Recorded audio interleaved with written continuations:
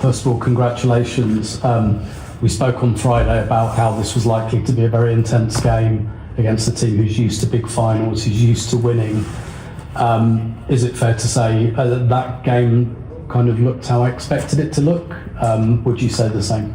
Yeah, no, I agree, and especially if you look at how the game starts. I think we are good on the ball. We play them low. They are accepting to be low, and that's what we expected. But we always knew that they were going to be dangerous and that they're really, really good and disciplined defending their area. And that's what they did tonight.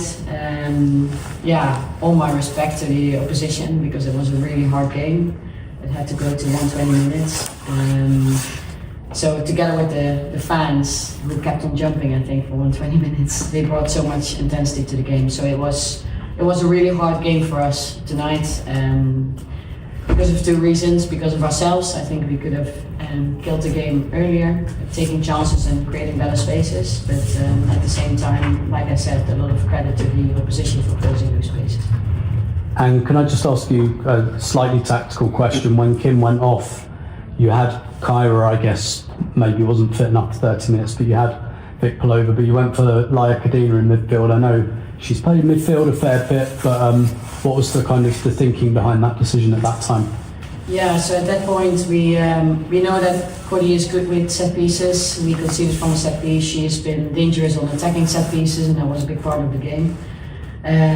She's good at penalties as well, if it was to go to penalties. And then on top of that, she's really good in the pivot role in midfield, which allows the other players to be more attacking. So there was a lot of reasons to put Cody on. So that was a tactical decision. Helen? Sorry. Hi Renee, well done. There were a lot of unexpected things I thought in the match tonight. And I know you prepared really well and everything. Can you talk about the things that maybe took you by surprise? I thought their goalkeeper was incredible. Possibly was the player of the match, to be honest, but you know, there you are. But anyway, what did you think about the whole thing tonight? On the goalkeeper, she did really well. She saved a lot of shots.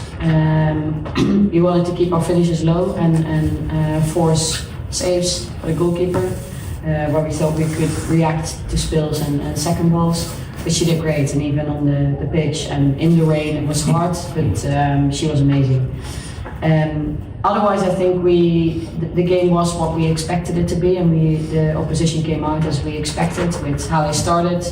And what players they brought on, the shape they played, the style of play they played, and a big part of their game is when they are in a position where they're happy with the scoreline, they will slow it down and they'll try to make the game go to their hand and do everything they can to control the tempo. And that was frustrating sometimes, but I think we spoke to the players about staying in the controlled middle from a psychological perspective, never too high, never too low.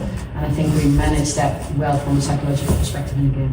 And the last one from me is, what have you made of the whole tournament and you know the pros and cons of it when it falls, bringing all the other teams from around the world playing it here, all that kind of stuff. What have you made of the whole thing? Thanks.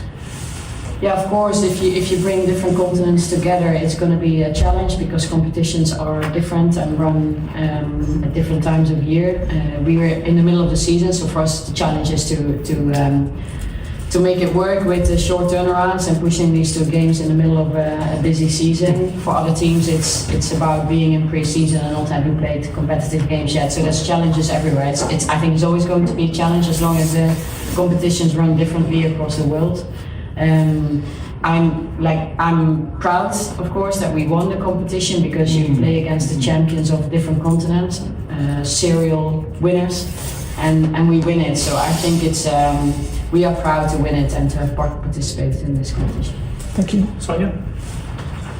Hi Renee, I just wanted to ask about Annika, if you could just talk us through how she is. Yeah, so she's out of precaution. She's going to the hospital to get her checked, and then hopefully we'll remember more soon. Because Kim said her mum was with her as well. Yeah, so mum was here to support. I spoke to her mum briefly. Neki has been so good for us. She's been fantastic, and so unfortunate for her, the situation, and we're all hoping that she's going to be alright. And can I ask about Olivia Smith as well? She was wearing a boot, like a protective boot with some crutches in the ceremony at the end. How was she? I hope she didn't. Yeah, I hope you saw Taylor Hines. isn't it? Oh, Taylor Hines, sorry. Yeah. So Taylor Hines injured her foot yesterday in training. Thanks. And I wanted to ask you about the position. You mentioned how it's difficult to fit this into the season, but how is it for you when you're managing like injuries and things to have two extra quite intense matches to fit in? I think we all, and the players first of all, they are players to be competing at the highest level, and they want to play games. That's what they train for, what they live for. What's important that if the schedule gets fuller and fuller with games, that we do it in a tempo that is fair to the players and the players' health. We are in a position where we have a really good squad with a lot of quality, so we can use different players with these short turnarounds. But I'm also aware that not all teams have this luxury, so I think we have to be really aware of what we're doing, how we're growing competitions and adding competitions to the schedule, so we grow it in the right way. There's a Flo in the purple hat. Hi Renee, congratulations. Obviously a lot has been made of the prize money for this tournament. I was wondering if you'd had any conversations with the squad and the club about what the plans are with the prize money? I know that the money will be invested back into what we're doing, and it's going to help grow the game, grow Arsenal, and our position in the club. So that's really positive. What I'm here for is to try and win trophies. So I'm really happy we got the first trophy of the season.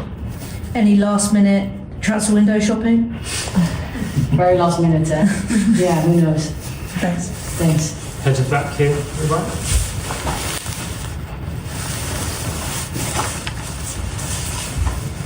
Hi there, Rene. Congratulations for the really great tournament. I would like to know from you if you can give an overview of how Corinthians played, if you were surprised with the penalty last minute and then you went to the overtime. And also, if possible, if you can say something about the Corinthians accusation of espionage, of Arsenal espionage on their field on Barnet FC. So they made a formal complaint to FIFA that they were being spies there watching their training, etc. Can you tell me both, answer both of these questions, please? Yeah, so to your first question, I think I'm really impressed with the way Corinthians played. So their tactical setup, their mentality the whole game through, their desire to go and win and establish themselves on the global platform. I think they definitely did. It was a really hard game tonight for us. I think the way they played their game, they did it really well. The penalty, I haven't even watched it back yet. If the referee makes a call, we'll have to accept the call and we'll have to get on with it. But yeah, they create moments and they do that really well when they create moments. They did it against Gotham as well. On your second question, I think there was the Corinthians were playing at the Hive, and there was two academy players watching the session. So I think it was all very innocent. So yeah, that's unfortunate. It's a Rachel. Hi, Renee. Congratulations. You talked about making this work for you, this competition, and obviously it's going to be in this window for the next couple of editions. What's the best use of this competition for Arsenal? Because the reasons for it might be a little more obvious for clubs that don't get to play a lot during the season. For you, have you figured out the best way to make this an advantageous tournament at this time of year? I think it is for us, definitely. We now got 2 extra games and we are proud to be competing in these 2 games and that we won the Champions Cup. Like I mentioned earlier, we have the luxury that we have a lot of players available at the moment, so we can make changes. We've been making a lot of changes with these short turnarounds, and players are performing at a high level. So for us, this works, and we're proud to be here. And again, I mentioned to the squad, we have 18 different players today on the pitch, and there's 7 changes made. So again, it's a really good squad performance. Thank you. Thanks. Good, Freddie at the back. Last one, unless there's any more. Hi Rene, you mentioned playing teams who are serial winners, sort of in their own leagues and confederations. How do you make Arsenal become serial winners, sort of winning trophies in 4 seasons in a row, but how do you take that now to the next level, and what experience does this tournament and playing in another final help?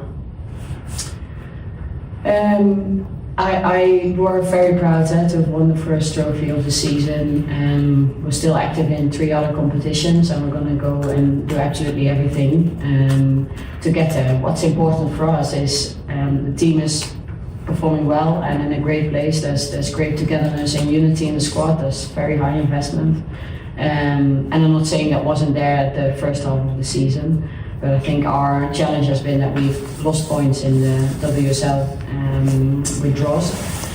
And that's something we want to get right. So we get wins over the line consistently, whatever the competition, whatever the situation, and whatever the circumstances and the context of a game. So we're working really hard to make that happen, because we believe that we have the setup to make that happen. And we work on the details, of course, because that's what we want to go for as Arsenal. Cheers.